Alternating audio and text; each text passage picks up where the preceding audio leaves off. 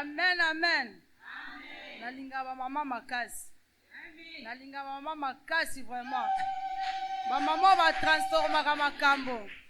Ba mama ba créaka. Ba mama ba salaka changement biloko mususu. Openje ezalaki te, ye moko a créé yango ekomi eloko mususu pe batu bakamwe. Amen, amen. Amen, amen. Toza capable pe na kondima. Ba mama arche, baza ba mama pe bako transformer. Baza ba mama bako diriger. Baza ba mama bako créer ba entreprise. Amen, amen. Sans plus tarder, nazotanga thème nanga. Créer et innover pour transformer le monde. Amen, amen. Amen, amen. Ce qui totangi na Proverbe 31, verset 13. Nous lisons dans Proverbe 31, le verset 13. J'ai lu au nom de Jésus. Elle se procure de la laine et du lin et travaille d'une main joyeuse. Amen, amen. Amen. Amen, amen. Amen. Bazo la kisabiso mwasi oyo a créaka na kati ya esengo. Après avoir co-créé na kati ya esengo, aluki ndenge nini ya kosala eloko po epesa esengo na kati ya ndako na ye. Amen, amen.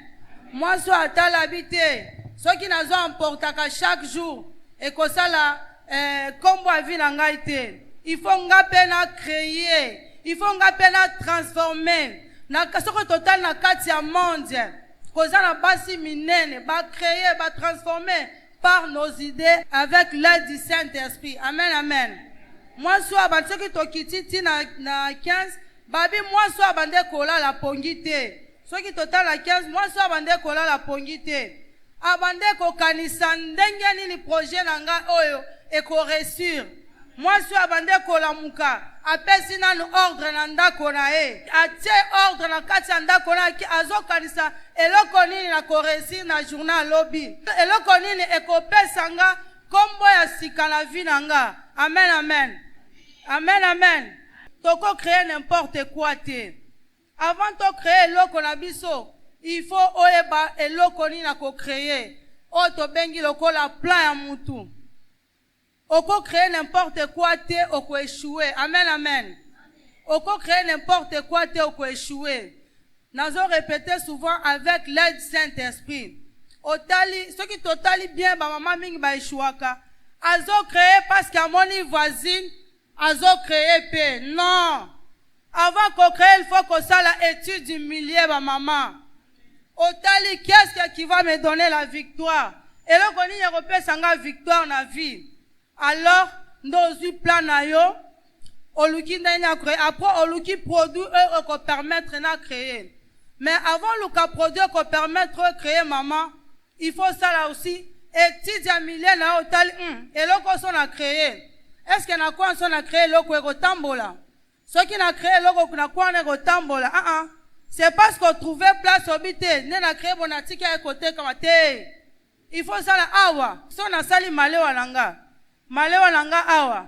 Est-ce que batu bazara ebele? Est-ce que batu banamona ba motard bazara ebele? Na ko sala malé walanga. Ba motard ba osomba. Batu ba osala na ko réussir na vie. Mais yo osala malé wana yo. Ok place moko ata mutu moko azalaka te. Mutu moko avandaka wana te. Parce que balobaki, oko créer, okozala une femme entrepreneur, n'a créé kaka non. Une femme entrepreneur, il faut créer avec intelligence et sagesse. Amen, amen. Natal abatu baza ebele na ko réussir.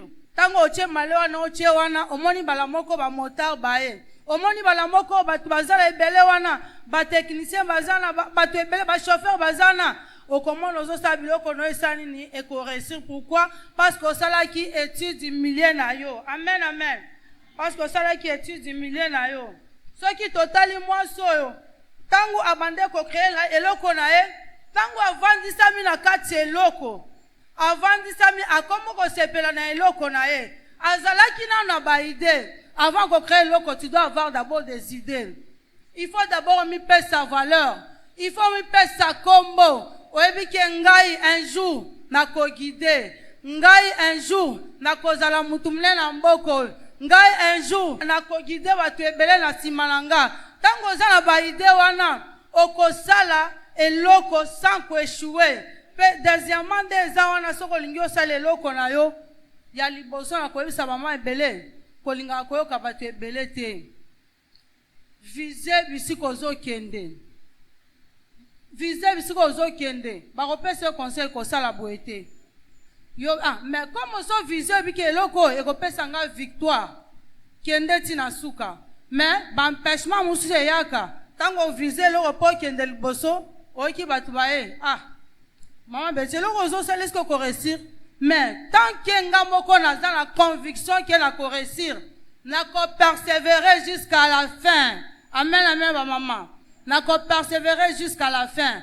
Alors on a koyebisa ba maman quel que soit na kati ba projet na yo, toza na ba problème, toza makambo ebele, mais il faut toujours savoir surmonter. Amen, amen. Il faut savoir kondima ba échec bisiko zokende. Eza maman muso amona échouer atiki na e. Ko échouer te maman. Moi je peux te dire, il faut toujours surmonter. Premièrement, je peux définir d'abord les plans. Les plans est une étape très nécessaire pour faire des affaires et une étape nécessaire pour faire réussir notre entreprise. Amen, amen. Yango la uti koloba awa. Avant que ça la plan na biso, na uti koloba il faut que ça la étude du milieu. Parce que au ça la plan na yo, o la muki na tongo abi ba pesi ombongo, na sala ka ba faire non. Normalement ngande naza pona sala plan nga nazala kana ba projet avant bongo emonana. Il faut zala na plan na yo na mutu. Amen, amen. Il faut zala projet na yo na mutu okoyeba ko sala plan d'affaires na lobi okomo lobaki si nazaki na mbongo ebele pourquoi yozaki na projet na mutu te. Zwa carnet na yo à partir lelo comment eloko linga ko sala soko okomi eloko linga ko sala osambeli okomona nzamba kopesa ombongo okosala plan d'affaires na yo. Amen, amen. Expérience nanga premièrement na bandeki kokanisa biloko ya minene. Deuxième expérience na lingami concurrence abato basala makambo ya minene mais nazana eloko na maboko te. Na bande kosala concurrence na Marsavco. Nga na lobinga un jour fona koma ka lokwa Marsavco azo diriger. Un jour nga pel fona diriger. C'est pour cela na bande kosala ba projet nanga sans reculer. Au moment où na sali projet na échoué, na bande ko croiser maboko te, j'ai surmonté toujours. Na bande ko surmonter toujours ba obstacle. Mato nanga yoka ki ebele. Beti kosala boete, beti okie boete mais tant que nga na visa ki eloko moko boye, yango ekomisa ki nga na victoire. Pour remonter les difficultés dans le monde des affaires, premièrement, il faut zalana nuna oyo nzamba pesi lokola vision. Soko za la vision dans le Seigneur. O nzamba lobela ki okosala eloko boye. Il faut kanga matoi. O kanga misu viser bisiko zokende. Mais ce n'est pas dire que ozosala projet na yo okuta na ba difficulté te. Au contraire, moi na nzambe okuta na ba difficulté belé po diable à l'action que orokoka eloko te. Mais un enfant de Dieu, tango zomona bo, avec Dieu n'a jamais échoué. Ozotela bi nzambe tant que nzamba échoua kite ngape. Deuxièmement, il faut zala teti na kati ba commerce na yo. Troisièmement, bakobengo kabakate. Soko zo travailler ba faire na yo. Pourquoi? Il faut osta la bisco nozo qui et je vais t'expliquer un peu. Au cause la osali capital na yo ya $20 44 000. Mais oyebi ke na 44 000 na gagnera 4 000 francs. Mais yo ozo sala au-delà ya 4 000 francs, tu vas échouer. Il faut ça la calcul na yo selon bénéfice, selon dépenses. Soko sala calcul na selon bénéfice, selon dépenses, tu t'arrêtes par là. Ozeli bénéfice mususu pour ba ko travailler na katia projet na yo. Na katia bana nzamba pesa nga na tira croiser maboko te. Amen, amen. Premièrement, la bande soit un ndako nanga. Et là, on a quoi so maman na vie na yo, il faut ba planifier ba heure na yo. Obi qui est telle heure, je vais me réveiller à telle heure, je prie.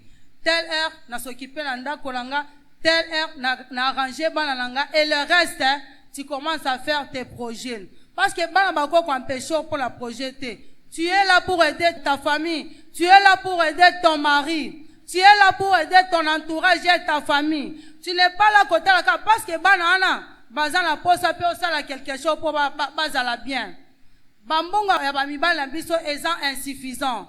Tozo compléter pe ko sunga bango. Souvent totalaka on a osala te. Mobile nanga non. Papa wana azala ba parents na ye. Papa wana auta pe quelque part. Papa wana apansaka lokola yo. So remarquer ba papa ebele bazo bela ba AVC. To tikela bango ba charge.